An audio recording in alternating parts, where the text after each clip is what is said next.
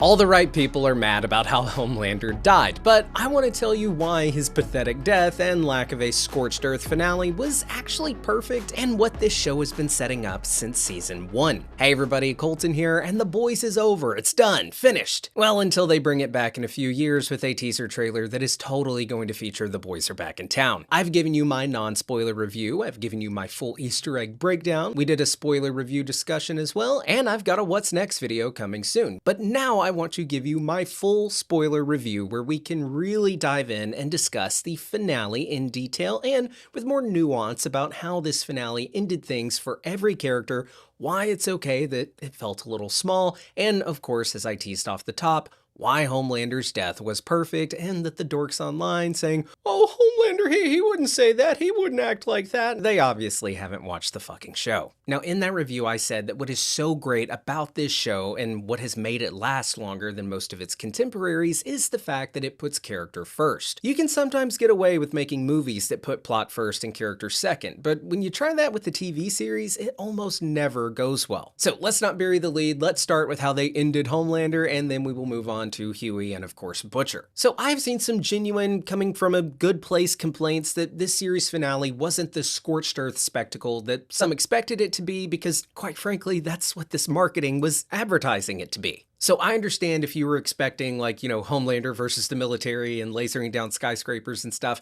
I get that. But I do have to say, with this show being so meta and a commentary on so many things, our politics, corporate greed, and also a commentary on superhero movies, I think if their finale had felt like one of those Vought movies, that just wouldn't have felt right. I think the fact that this finale was so small and intimate did a few things. One, it shows us that Homelander was never the big threat that he pretended to be because he was just so ineffective. And it allowed for the finale to just be more intimate and character focused instead of just 45 minutes of shit blowing up. But anyway, I do want to say, I understand if some people may have been disappointed by that, and you have the full right to be because these posters really implied that that's what the finale was going to be. But again, I will say, if you really think about it, Homelander, he was never going to go out like a badass. He was always bark and mostly no bite. But now you have like these chuds online, these Homelander stans who think Homelander is some type of badass that should have followed through on his promise that if the world won't love him, then he'll destroy the world. And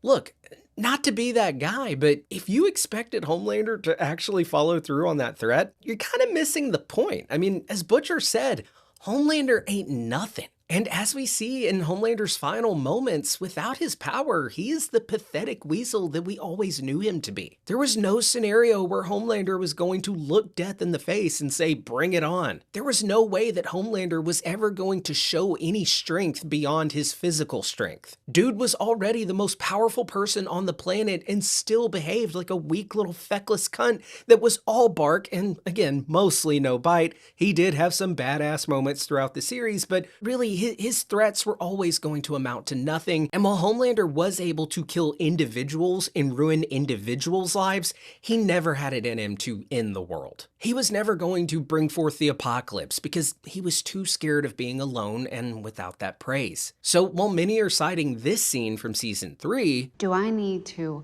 remind you of the Flight 37 video? Release it. I'll just wipe New York off the fucking map. I'd prefer to be loved. But if you take that away from me, being feared is A1 okie doke by me. You have to remember how he actually behaved the first time he received this threat. Or I release this. If you do that, I'll destroy everything and everyone. As long as everyone sees what a fucking monster you are. As long as no one ever loves you again.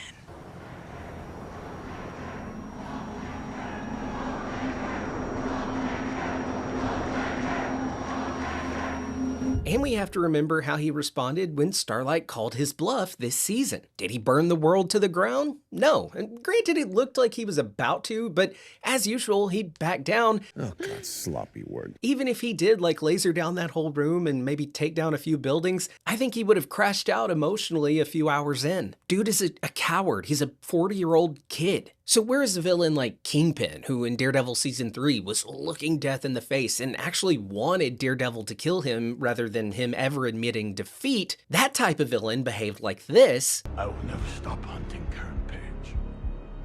fucking knows. Come on!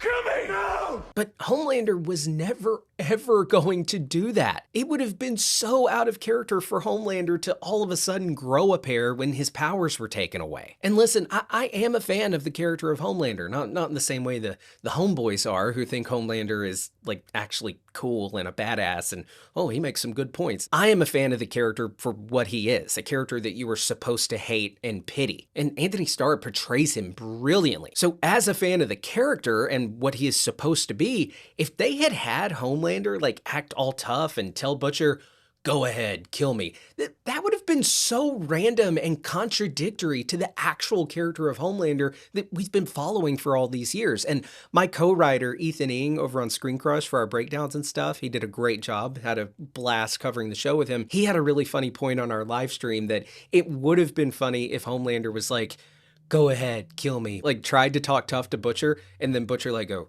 like make him flinch, and then Homelander goes, okay, I'm sorry, like that would have been funny. And I also really liked how right there at the bitter end, Homelander did slightly for a second attempt to be like, you can't do this, I'm the Homelander. And then Butcher immediately calls his bluff on that as well. And Homelander's face immediately goes right back to being terrified. So guys, this season, it already showed us that Homelander was the most powerful man on Earth, both physically and politically, but he was still unable to accept that as a win because he feared death. He feared the fact that he would eventually die of old age. He could not stomach the idea of non-existence, a reminder that Homelander doesn't even believe in the afterlife and was totally scamming Christians from the start. Anyway, to the dorks who are saying, oh, this is such a disrespect to the character and inconsistent with what they set up, I don't know what fucking show you guys have been watching, because this was always how Homelander was going to go out when faced with death. He was never going to be the type to rather be dead than be mortal. And I say that as someone who thought this season might actually end with Homelander being kept alive but depowered, because that could potentially be a worse punishment to a man who wanted to be God. But then we have to remember, Homelander's not a man. He's a boy. And in a season that was about his obsession with never dying, and a series that showed us every season that, yes, he can be a badass. He has some moments where he's a badass and terrifying, but every season also made sure to remind us that really at his core, he's a sniveling coward who is putting on a show. Without his power, he is nothing. He is afraid. So them having Homelander beg and cry and offer to blow Butcher and eat shit on live TV, that shows us two things. One, how desperate he is to not go into that eternal darkness, and two, that he's actually super devoid of like actual human connection and what love really is. He thought that giving Butcher a shapeshifter to be Becca and offering to blow him and offering to humiliate himself on live TV by eating shit, all of that shows us just how much of a shallow, empty baby this guy is and always was. And you see that realization on Butcher's face here. Butcher realizes in this moment, holy shit, I've spent the better part of a decade obsessing over a man-child who could never hate me as much as I hated him, even if he tried, because this guy doesn't have the ability to love or hate, because he is so just emotionally sterile. He's a lab rat that never experienced any true human connection his entire life. So again, as a fan of the Homelander character, a character that I love to hate, I thought that this was a perfect ending for him, and what his ending was always going to be. It was the only way this thing could have ever ended. Now, really quick, I do want to read this tweet to you guys because I think it really hits the nail on the head. Here we go. I think people are confusing Soldier Boy with Homelander. Right off the top, yes, 100%. Because Soldier Boy, while not as evil as Homelander, he's a pretty bad dude. He would never beg for his life like that. Ever. In fact, earlier in this season, we see him tell Homelander to just go ahead and kill him. Just fucking do it already.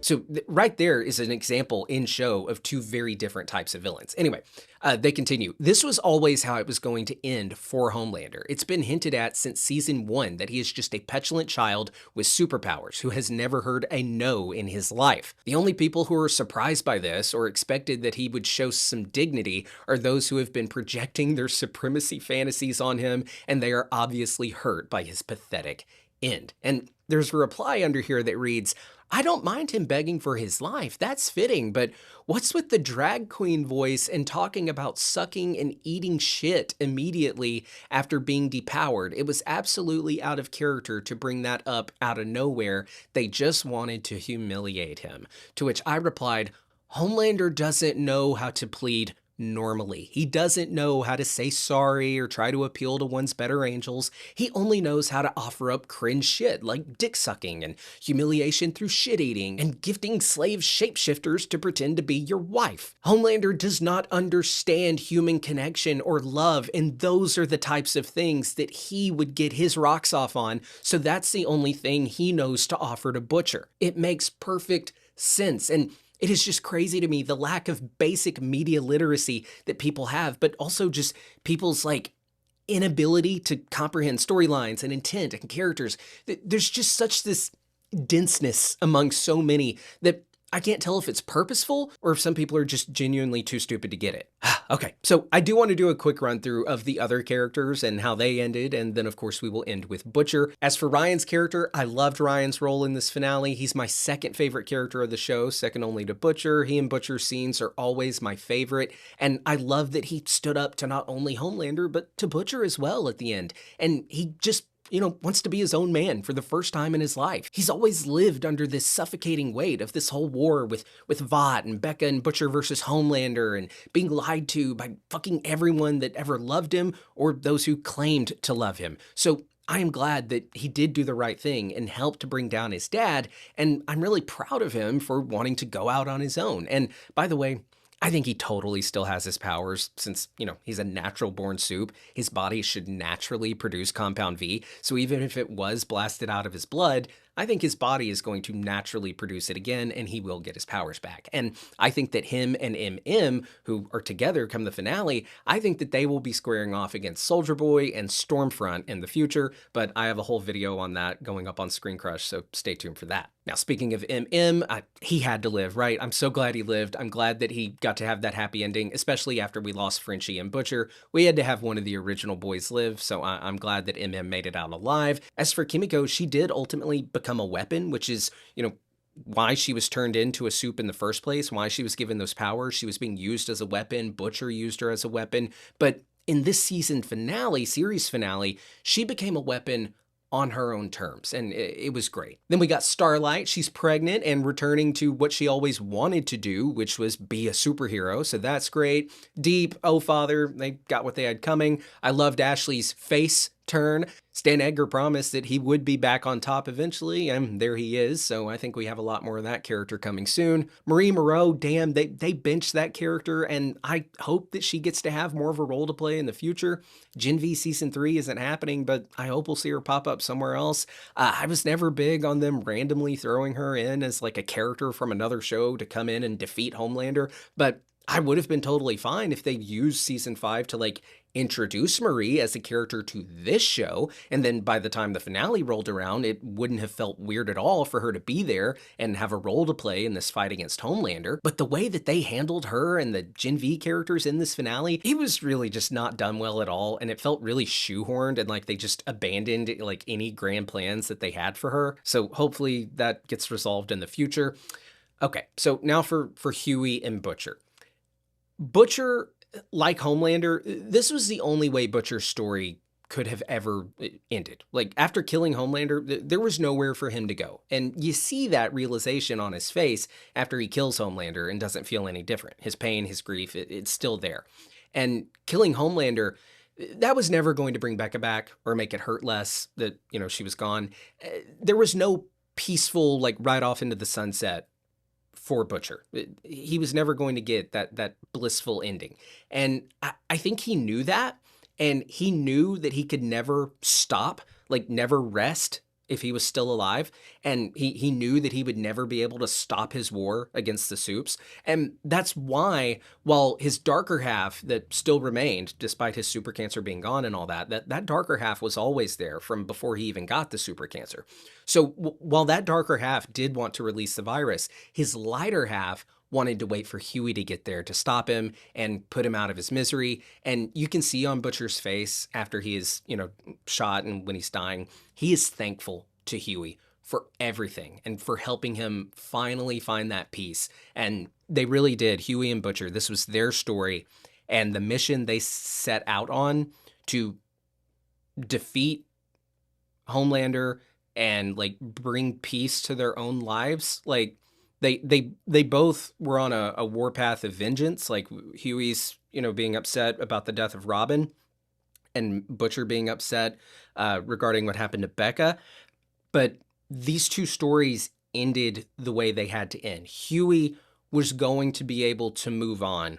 Butcher was not. And they both have now found their own peace. And so that mission they started all the way back in season 1, a mission that was started at the top of Vought Tower, the same place it's ending. In season 1, Huey was sent there by Butcher to plant that bug and all of that. That was their first mission together.